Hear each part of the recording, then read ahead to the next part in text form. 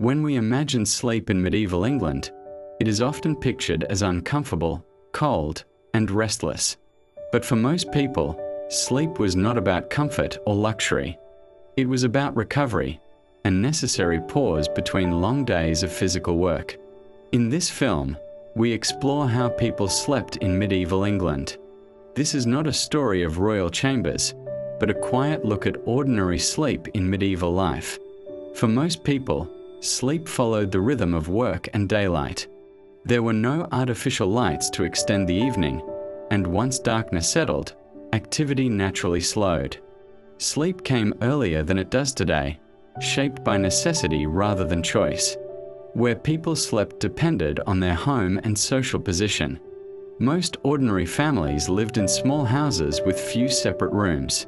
Sleeping spaces were shared, often close to the hearth where warmth lingered after the fire died down. Privacy was limited, and families commonly slept in the same room. Beds were simple. Many people slept on straw-filled mattresses laid on wooden frames or directly on the floor.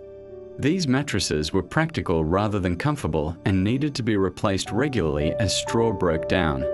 Pillows were rare for ordinary households, and soft furnishings were minimal. Comfort came from familiarity rather than softness. What mattered most was warmth and rest, not ease. Even in wealthier homes, sleeping conditions were modest by modern standards. While some households had separate chambers, rooms were still cold and dimly lit. Thick walls protected against the outside world but did little to keep warmth inside. Drafts were common, and heavy curtains or hangings were sometimes used to reduce cold air. Sleep was rarely silent. Homes were shared with animals, insects, and the sounds of wind and weather.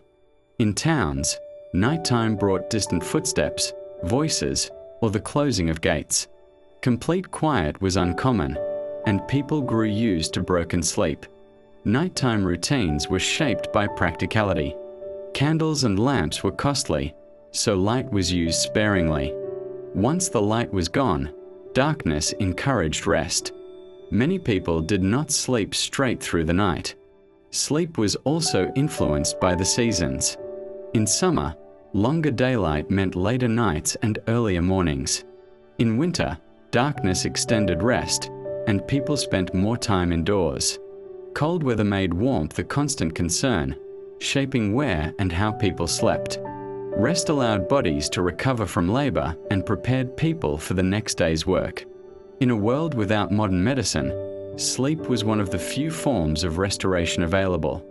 Sleep in medieval England was not luxurious, but it was purposeful. It followed natural rhythms, reflected daily labor, and fitted closely into the structure of everyday life. Here on The British Way, we explore history, places, and everyday life through calm, reflective films.